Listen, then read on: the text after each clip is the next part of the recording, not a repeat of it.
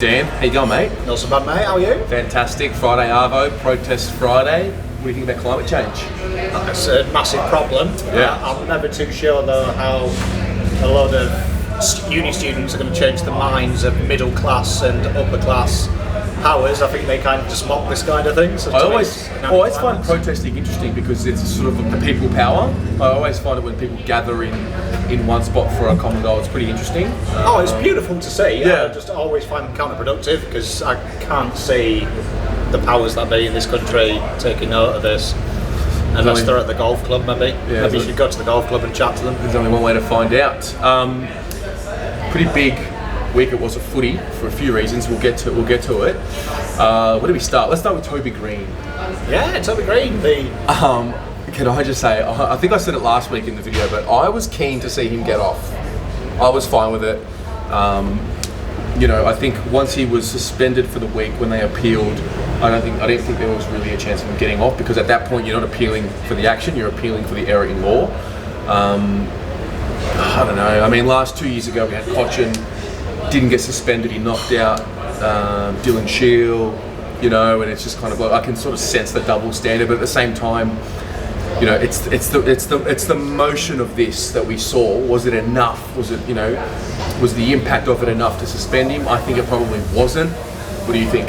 I think it comes down to three things. I think they got it horrifically wrong the week before. Yep. So I think that played a part in it for me. I think that they shouldn't do, but I think subconsciously they saw what happened, what Bontempelli's face after the incident that was released to the media after they made the decision. I think that plays a part in it.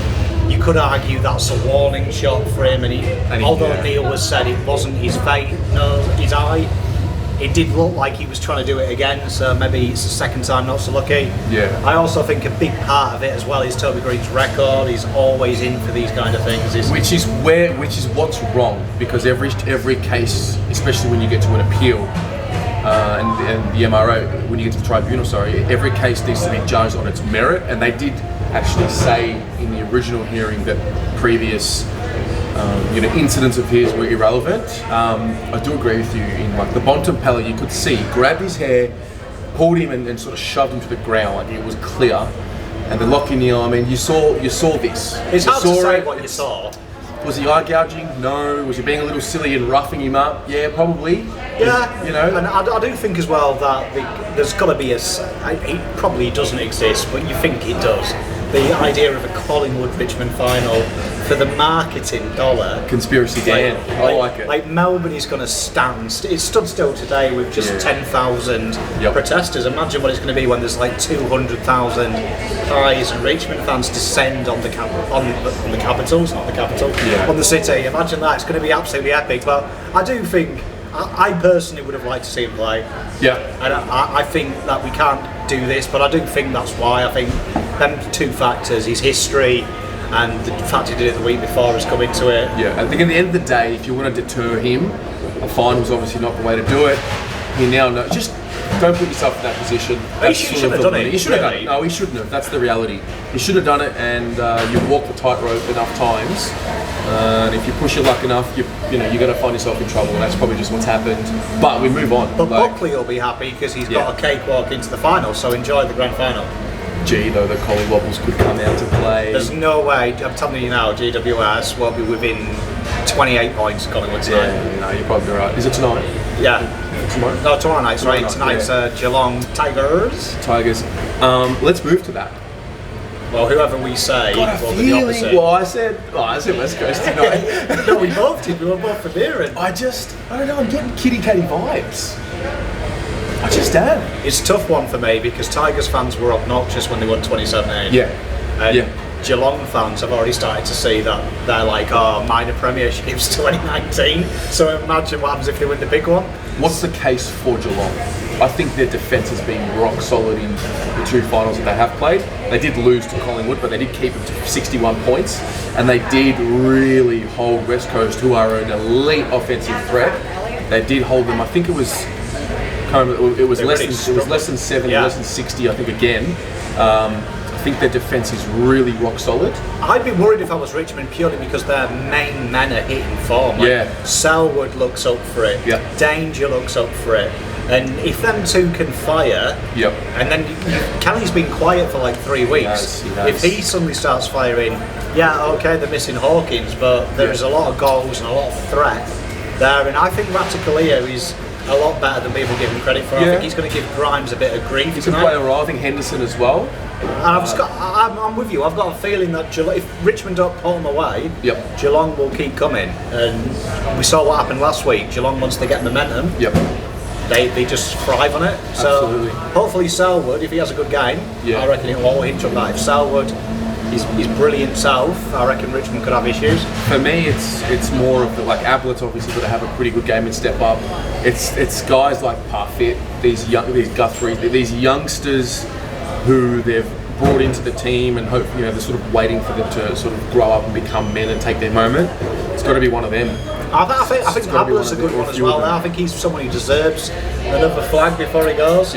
He went and did that Gold Coast experiment, which didn't work out, probably cost him potentially a couple of flags. So probably deserves another one. So it would be nice. I don't know. I'll be cheering on Geelong tonight, though. Yeah, I'll be cheering on Geelong, Cats. and I'll be cheering on. I will be cheering on the Giants. But if we do get to a situation where it's Collingwood Richmond, what do we do, mate? No, I'm going to see there must be like Azerbaijan playing Tehran in some kind of qualifier somewhere that afternoon. Yeah. So I've got my girlfriend's family are mad Collingwood supporters, and I gave them a lot of grief in the granny last year, and almost cost myself everything. Almost got booted out of the family. But could you really wish for someone to experience 2 grand final losses in a row? Yeah. Yeah, I probably could too.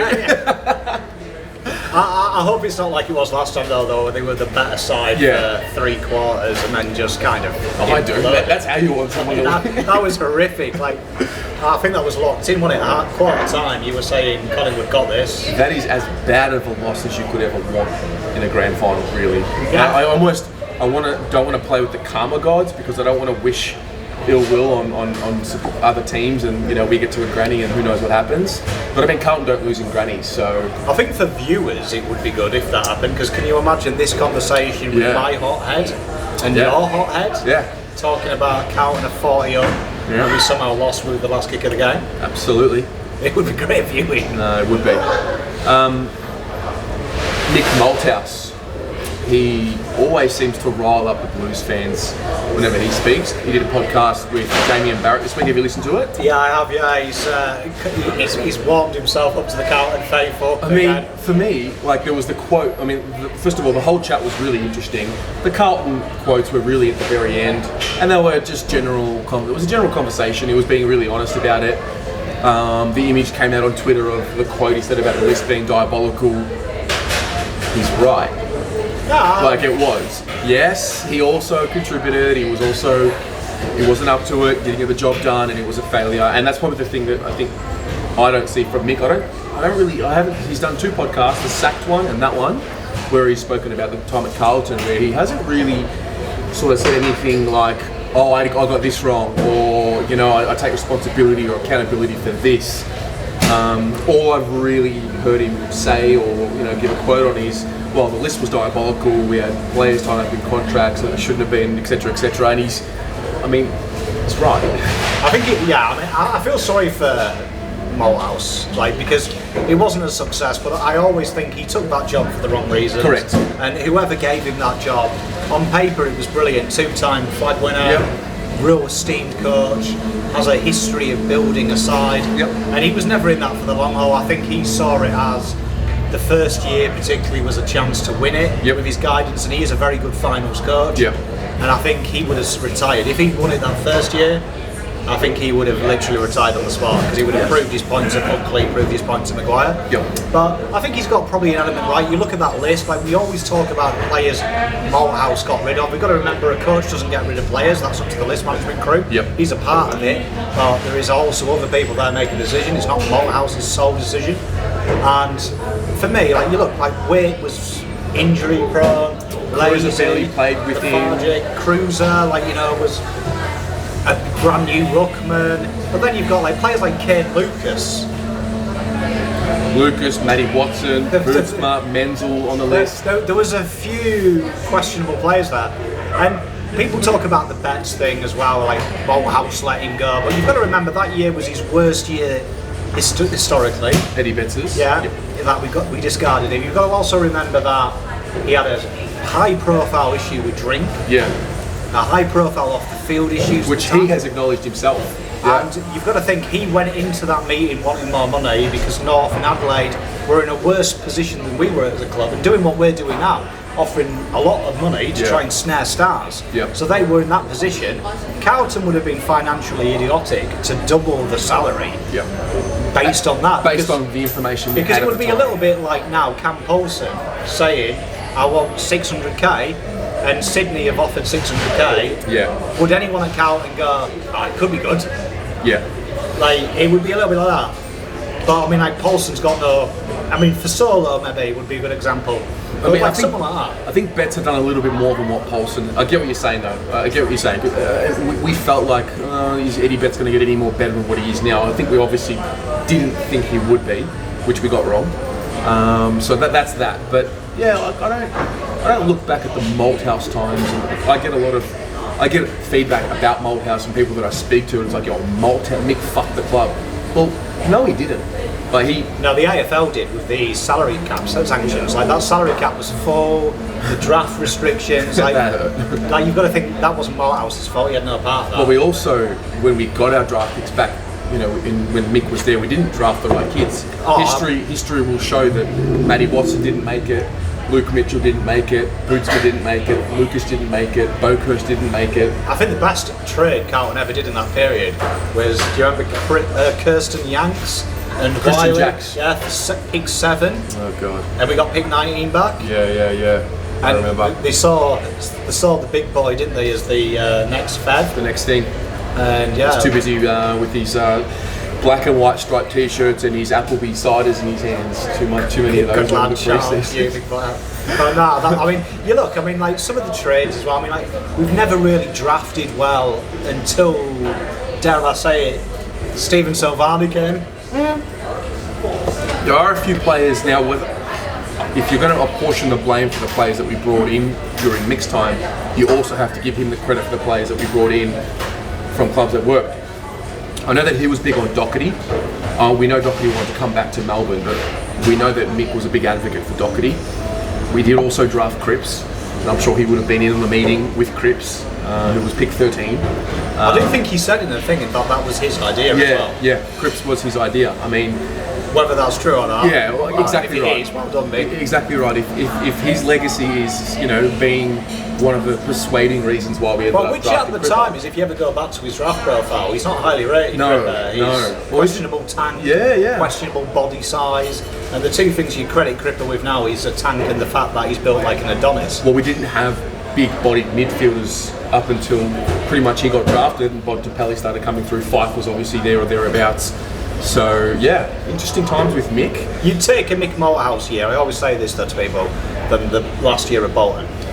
Absolutely. Because at least Malthouse had us in his 2 years in and around the 8. Yep. It was the last year which literally showed where we were as a club. Mick's last year was nowhere near as bad as 2018.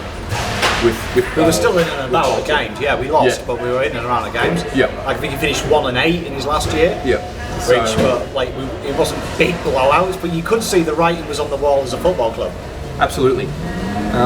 All right. Next up, there's a new train. There's a new express for you to jump on.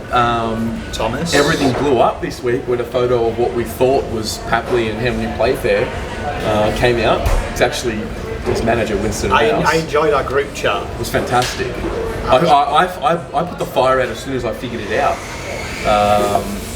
Too late. Fire was already raging. Mate, and you know, it probably goes to show, as much as we don't like getting sucked into rumours and innuendo, we fucking love getting sucked into rumours and innuendo. We really enjoy it because it sparks hope.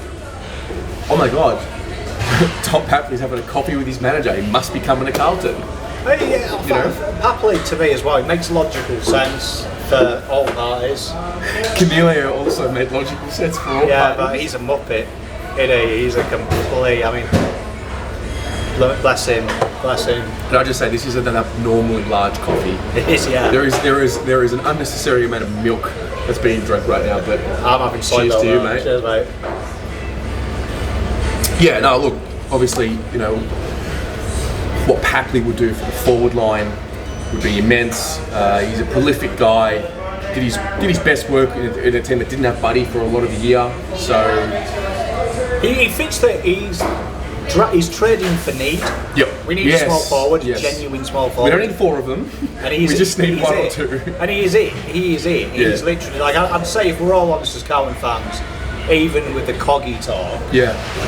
If you could have one player, not that you want, but that you need. It's Papley. I would say it was a small forward we desperately needed.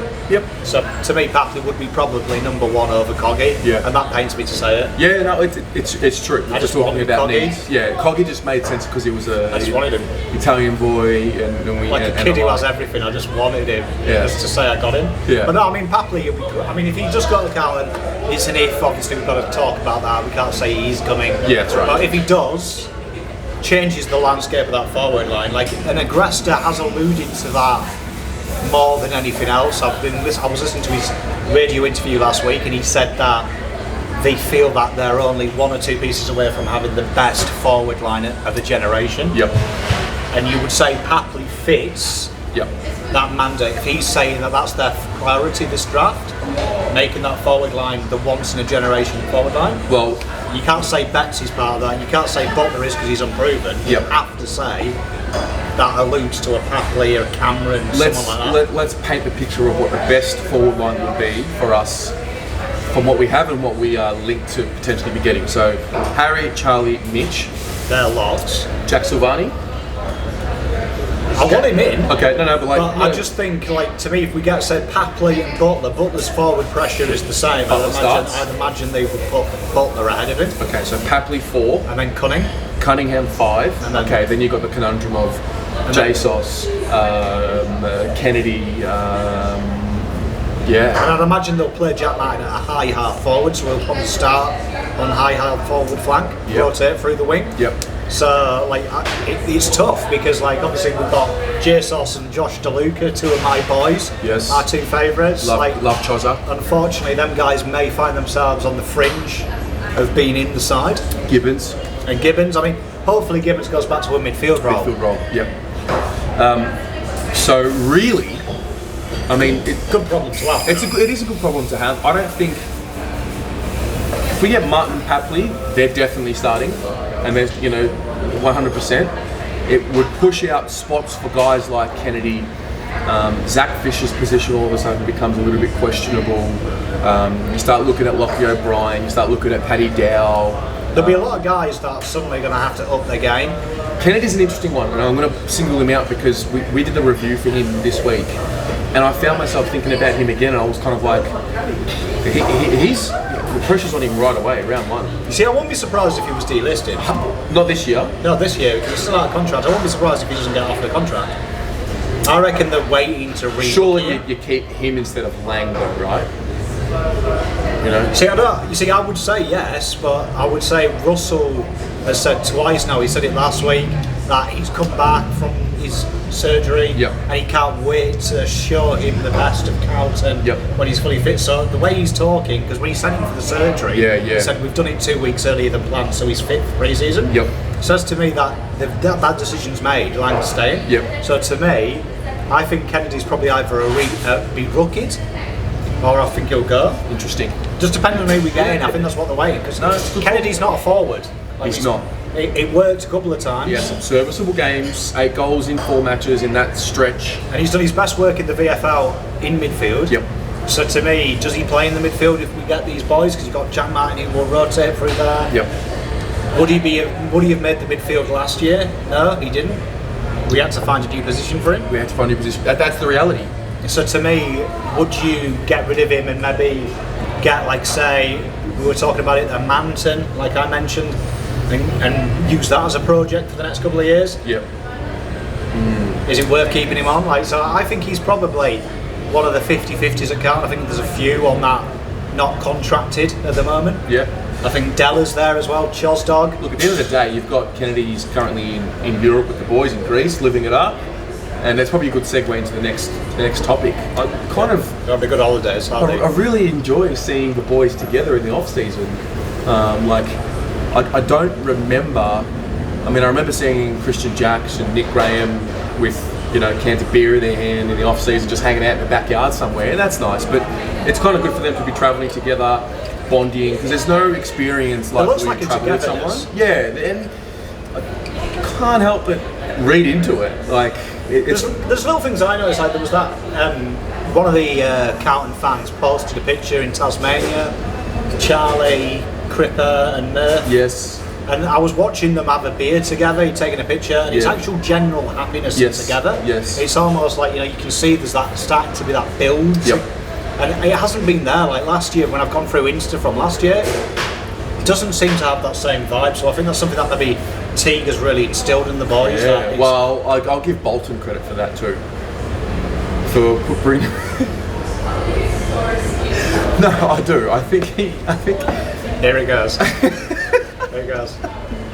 We won 2 games in 2018, but at least all the boys. Okay, maybe you're right. All the boys went to bed at 9 o'clock. No, maybe you're right. No, I can't help but feel like Bolton did some good things for bringing the boys together. I think he did. I'll take the piss. I think he definitely, if you can say anything about Bolton, he was clean shaven. It could be because he did such a bad job that it brought them together, because it was like a traumatic experience. And I mean, it's a weird one as well with the newspaper reports that Clarko's bought a house in Freo. Yeah. And he's dropped on Sportsbet from $91 to $4 at the moment. Is it $4 for the Freo job? And the reports coming from Freo are literally, they are 70-30 in fine. Wow. Now, can you imagine? Just think. Bolton is the director of coaching now, and Sam Mitchell is the succession plan. Yep. Well, I've got a little feeling. Can you imagine how funny it would be if, say, like round 8, we play them, and say like Bolton is like say interim charge. They stuff us by 70 points. They're like 9-0, and we're 0-9. Oh God! And can you imagine? I can't wait for the forums. Should have kept Bolton. It was a Damien Hardwick situation in Papley. We should have waited. I can't wait. Like, part of me hopes that happens, because I genuinely like Bolts. Like, people misinterpreted me last week. I like him as a guy. Yes. Like, he'd be around my barbecue, and he'd have the nice sausages, not the other ones that I give the riff-raff. Yeah. But he stole a wage. But yeah. I was trying to be nice. Yes, he really should be doing 10 to 15 for fraud. Yeah. Well, I'm watching Arsenal fan TV. That's some fruit. We're 5 games in, and they're already calling for Emery's head. It's starting to happen. Because the real fans. Well, that's right. Real fans. You know what I mean? They're already starting to say, You're not as good as last week. So true. You give me 2 weeks and that's it. So true. Comes in last season, obviously gets the spending money this year, hasn't started very well. It hasn't been bad, but it's been pretty bad, let's be honest. But yeah, Well, the problem with Arsenal is Arsenal's a great analogy for Carlton. It's a club that has been really successful. Probably been above its payroll for a lot of years under Wenger. Yeah. He built a superstar team, like that invincible side, came from nowhere, was always 1 and 2 with United, solid side, and they've kind of been now suddenly having to experience the next part of the journey. Yep. And the fans can't get out of the mentality of, we used to be the best, now we're losing to Wigan away. So true. And it's a tough thing for fans. Like for me, I'm quite good at it. Yep. It's happened so many times. To me, I don't really get upset. That's probably why when someone said yesterday, I'm always positive. Yep. No, absolutely. I can't cry because I know it will turn around, sport turns around, but I mean Bolton, Bolton probably wouldn't be praised as much as he is now. Like you speak to a United fan about Moyes, and like Moyes was unjustly fired. Yeah. Like that team was in free fall, and it wasn't his fault. Yeah. They just lost to a coach of 20 years. Yep. But like no one at United will say anything nice about it. Like if you just go around there and say, what do you think of David Moyes? It'll be something horrible. And he was a nice guy. Real nice guy, Moyes is. Nice guys don't necessarily bring. But like, I saw United fans, they turned on him like straight away, like he was the chosen one 1 minute, and next people are sending death threats to his daughter and all sorts. Wow. Like, it was insane. Yeah, that is madness. That is madness. I don't know if this matters for you. I noticed that the direct debit for the membership is coming up. I think it's the 15th of October, and the membership prices are going up. You're now going to have to pay $15 for your scarf. I saw a little bit of outrage about the prices going up. For me, it's just smart business because you know that we're going to generate some excitement this off-season. You know there's always going to be the hype train. You know that we finished the season strongly this year. Going into next year, you know that people are going to want to get on board. We're looking at hopefully an extra 8 to 10,000 members. Of course, you're going to bump up the That membership says prices. to me that Eddie Betts is a lock. Yeah. An absolute lock. Yeah.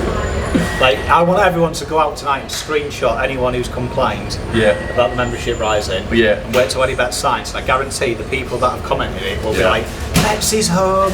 He's back where he belongs. Guaranteed. That's another pommy. Lock it in. Okay. I reckon you'll see 72%. Yeah. Top of my head. But no, to me, they know 65,000 people signed up last year to see a team that was the worst side in the competition, nearly in the history of the game, probably Fitzroy or above as a university if you go back into the early 20th century. So for me, it makes business sense. Like the feel-good factor's back at Cowton. You can honestly see that we're getting better. You can honestly see that the tunnel is nearly at an end. Yep.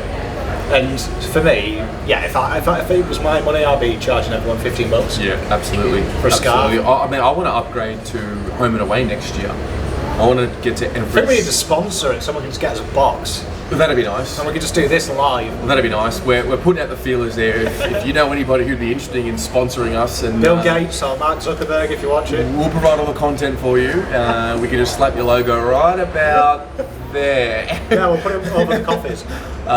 So let us know. But yeah. I guess I don't really mind because I'm more than emotionally invested. Like, Well, I mean, you've been to England. You know how expensive it is to go and watch the soccer. Yeah, mate.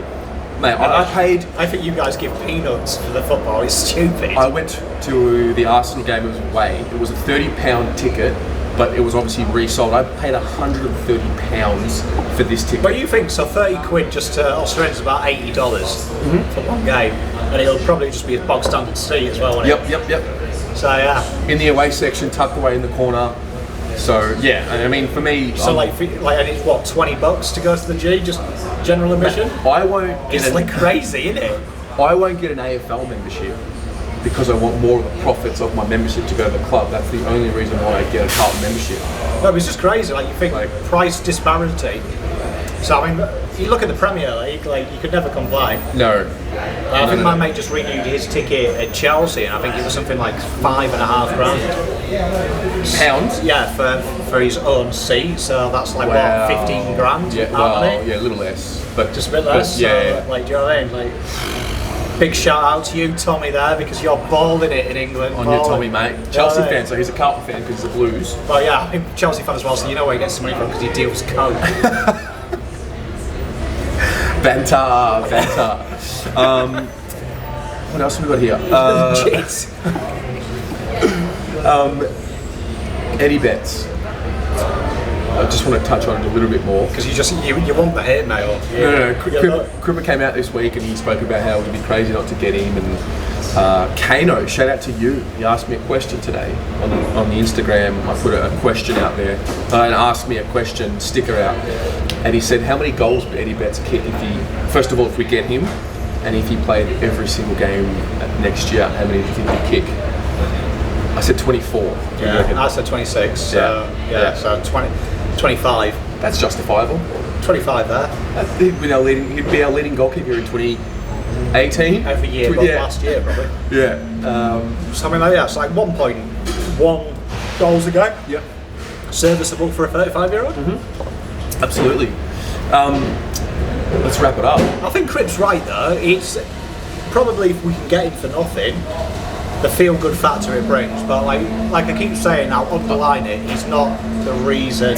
His talent and his age should go against him as a signing. Get you. Goes against our strategy that we put out there to the members. It's a great idea if we get the two small forwards who are going to be there for the next 10 years. He's in there to help aid that development. But if we don't get him. Yeah. Well, pleasure chatting with you, my friend. Cheers, guys.